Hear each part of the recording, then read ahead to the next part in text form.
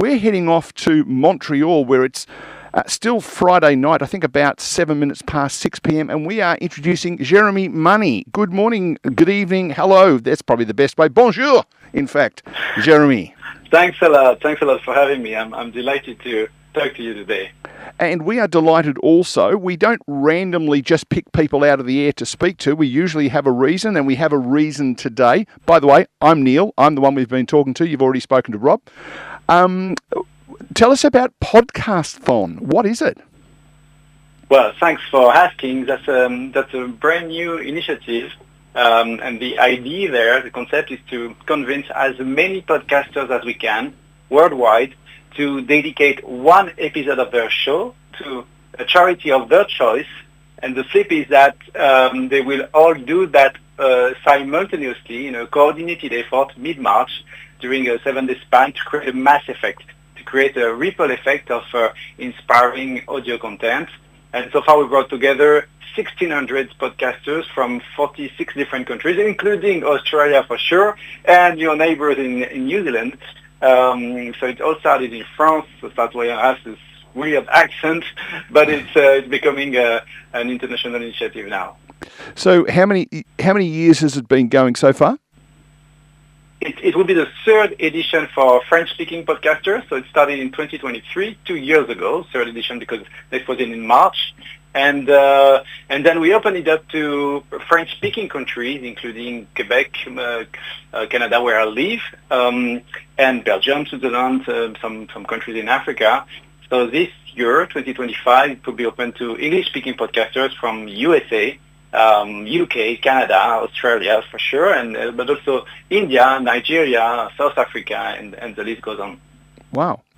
So what was the point that why did you start it off? What was the thing that said, yes, let's try doing something called Podcasthon?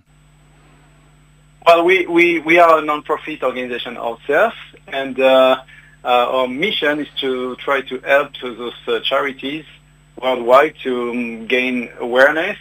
That's the mission we gave to ourselves. And we found out that podcasting is probably the best medium to convey emotion, to tell stories. I mean, podcasters are great storytellers. And that's what it takes for charities to enlarge their circle of supporters to, I mean, when I'm saying supporters, I mean potential future donors, potential donors, potential future volunteers. And, I mean, when you hear about a charity, you probably won't be eager to donate immediately, to give money. So it takes time, and that's where emotions are needed, because if you think about that, if you spend 30 minutes listening to an episode, that would be probably inspiring, an episode with a charity, and you'll get a better view, a deeper sense of what is at stake, what are the challenges, why they are doing that. You may have some story in mind, you may memorize the message, and maybe in the future you will act accordingly and help them. You know, it's a seed that we are planting in the mind of people, and hopefully some will grow. Jérémie, it's sort of sadly ironic at this particular stage. There's a lot of charities around the world are probably being called upon more than they ever have before, and the difficulty of those charities to find funds has been also put under pressure recently. Do you think there might be a particular theme that comes out in your podcastathon that sort of inadvertently looks at the new pressure of the world of charity? Probably, but for sure there's a competition to attract money, because I mean no one is able to donate to anyone, so it takes awareness to do that. Most of the time, people will give money to most famous charities. You know, those the ones that we all know, and that's why the podcast is a bit different from other ways of raising donations. I mean, you could organize phone-ins, marathons, galas, and things like that to raise money. But raising awareness is something different. And Often we talk about a million views on social networks. That's great, but that doesn't help, building a brand and brand awareness.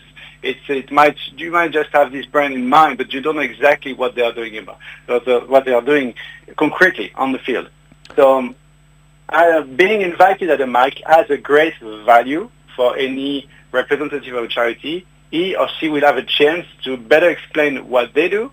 And our point is that it's maybe a nice approach to have, 100 people, 1,000 people or more listening to 30 minutes episodes and listening to you as a charity rather than a million views on TikTok, I'm not saying it's not good. It's just complementary.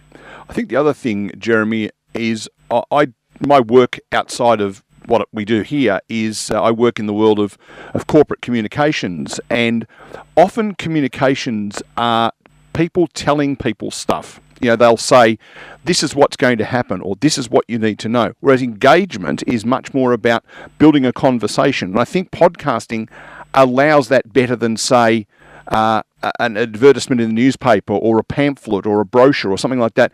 It allows a conversation to take place. Exactly. You're right. And because also you trust the host of the podcast. You're probably accustomed to listening to him or her. Or both of you guys, and that's why you will be more eager to stay focused when someone you trust will, introduce you to a charity he or she cares about, explaining why. So also this has a value also. I think the other thing too, when your email reached me to be part of this, my first thought was, I don't really want to interview someone from a charity that I don't know.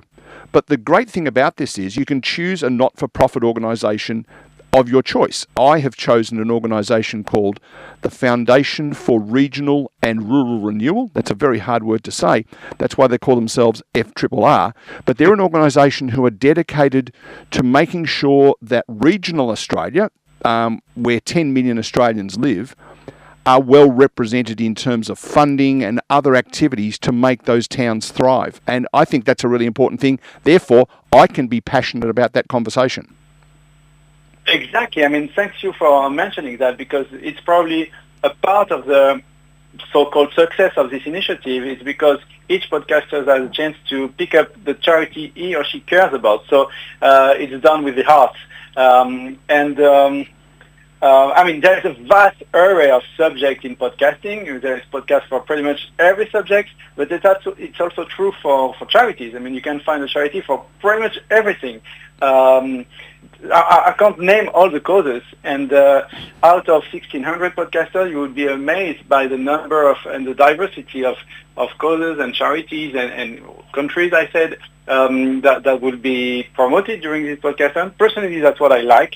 I will discover many charities through the voice and talent of podcasters. So that's part of the originality of this initiative, maybe. Jérémie, you probably already answered my question, which was going to be about, you use the word trust, and when you're presenting on behalf of a group and you're expressing a charity and why it's good, you need to have some trust and understanding of that organisation first. But it seems that your trusted podcasters are the ones that are doing the vetting for you, so that you as an organisation in this podcastathon that's going to involve 1,600 different podcasters, that they have done the vetting, checking, and developed the trust with the charities. Exactly. And as an organization, there is no money conveying to us. First of all, there is no money at all. No money at stake. It's all about raising awareness. So that's the first point that might ease the trust, because it's not a question of raising any money. It's really about the awareness. You can ask for donation, but that's really about awareness. And you're right. Each podcaster choose the charity he or she cares about. So we can help them. We do have a list of charities who proactively registered on a website to hopefully being invited at the mic. But at the end of the day, that's each of them, podcasters, who decide who they want to invite. And from previous editions, there was no no bad buzz with that, but normally it's normally there's no bad surprises, and all those charities were great and were deserved to be promoted this way. I think the other thing too that made me say, yeah, I'll be part of this is. This is not, as you say, it's about raising awareness. It's not about raising donations. And I don't know what life's like in Montreal, but when I get off the train in the morning and walk into my office, I'm confronted by about 5 people who come over and say, do you want to save the pandas, or do you want to help small children in Russia, or whatever? And you know that the conversation is only about one thing, and that is, please give me some money so I can put it into the charity, and some of it into my pocket probably. Whereas this is, the conversation I'm having with the CEO of FRRR, I have no intention of asking for funds. All I'm wanting them to do is go to their website, understand what they do, and then people can choose to make a donation if they want to. Exactly. You give them exposure, and that's what they need to explain why they are doing that, what are the roots of their motivation, and we believe they will be highly motivated, so they will have a chance to convey this motivation, these emotions to other listeners. And out of all your listeners, some of them might be tempted, to dive deeper into what we do and maybe become volunteer, maybe give money one day, just spread the word and tell the story at the office or to friends and family. So they will contribute, or maybe just following them on social networks. It has a value too, because that's a way to keep in touch and then maybe later on decide to do something more concrete. So that's also why we're doing that. We tend to think that there is it takes a first step before being active for a charity or before supporting a charity. It takes a first step, and this first step is just awareness, but deep awareness, taking the time to understand really what is at stake. And once again, podcasting is probably the best medium to do that, because in a podcast episode, you have time to have a nuanced speech, to get into details, to you podcasters and radio people, you are talented and you know which kind of questions is relevant. So you give a chance to your the people you want to interview to complete their answer, and so a chance for the listeners to better understand what is at stake. Jérémie, what's your story of getting into podcasting? Where did it all start? Well, to make it short, I used to be an entrepreneur in the digital world. That was in France at the time before moving to Canada. I was fortunate enough to sell my company. So, my kids will go to university. I have a house. I don't expect more. So to make it short, I can afford to dedicate my time to a non-profit initiative, but I couldn't find which one I wanted to support. There's so many causes, and that's why with my friend and co-partner Yves Delnat, we decided to create a charity, a non-profit organization that would help charities to gain awareness through the digital channels, and podcasting is one of them. We tried many other things, but we found out that this Podcasthon, and sorry, it's not that easy to say, this Podcasthon initiative were the most successful so far. That's very, very good. Yeah. So I think, and the other trade-off, of course, out of all of this is when I interview the CEO of FRRR, they will put a post on their social media saying, hey, you want to have a listen to this? And so it also gives exposure to the podcast itself. So it's a win for everybody, isn't it? Exactly. I mean, it's completely open. You could interview a representative of a charity. Could be also a volunteer, for example. Could be you could. I mean, there's so many stories, different stories that you could imagine to promote this idea of helping charity. So you will be surprised by the creativity of podcasters so far, and that's why. Two podcasters may have the same charity. That's not an issue. We allow that. But the story will be completely different because the angle of view will be different. And that's also what I like. Well, Jérémie, I think it's a fantastic thing that you're doing, and happy to be part of it. I'm going to give my podcast a shameless plug. It's called The Regional 250. And on the week, I think it's around about the 16th of March. Is that the week that it's on? That's starting the 15th of March. That's Saturday. Yes. The ending the 21st, which is a Friday, so 7-day span. During this period, each podcaster can pick up the day he or she will be obviously that will work for them. As long as they do that in this same week, this 7-day span, that creates a mass effect. Yep. So I'm releasing mine at 10 a.m. Melbourne time on Monday, the 17th of March. Sorry, say it again. I'm releasing my episode on Monday, the 17th of March at 10 a.m. Melbourne time. I'll be there. Excellent. That's our job as organizers. I may maybe stress that out to not only like, comments, share, and display your episode on our website, but also to partner with great organizations. And let me maybe name one, ACAST. ACAST is for a very significant number of 30-second audio spots to promote the event in different countries. Spotify, Apple Podcasts are onboarded too, and they are all contributing in kind. So they will help us amplify the visibility of all those episodes. So that it's just not your usual audience, but hopefully we'll be able to help you gain some more listeners for this episode, and maybe they will become loyal to your podcast later on. Absolutely. So, folks, if you are looking for that, you just go to wherever you normally get your podcasts, and my podcast is available in all the big podcast stores. Obviously, Acast and Spotify are two of those. Now, the other thing, Jérémie, before we let you go, if someone is listening to this and says, I really want to be part of this, I'm a podcaster, is it too late for them to join for this year?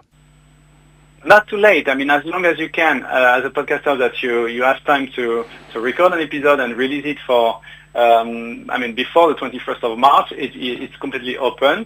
So we have roughly a bit less than a month. Yes. If you have a daily podcast, if you are a weekly podcast, but you're quite reactive, it's okay. And you don't have to invite someone at your mic. It could be a solo at the mic episode. Works too. So this one is easier to record probably. Less logistics. So don't hesitate to reach out to register. It takes 90 seconds to register on our website, and from there we support you. We provide guidelines, and we'll help you craft an episode in no time. And the website is podcasthon.org. So that's podcast with HON on the end of it, podcasthon.org. And send through your registration if you're a podcaster, and let's get this thing moving. Let's get it to 2,000. Why not? Probably that would be maybe short for this edition. But sky is the limit, and we will continue doing that next year and the years after. So we'll be pleased to have even more podcasters from Australia and from the rest of the world.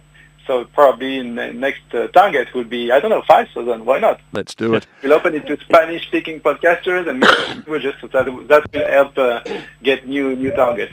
Excellent. Jérémie, thank you so much for taking some time out of your evening to speak to us down here in beautiful Geelong, Australia, and all the very best. Congratulations on what you've done with Podcasthon. Thank you. Thank you, Jérémie. Best wishes. There he is, Jérémie Money from Quebec in Canada. What an extraordinary program.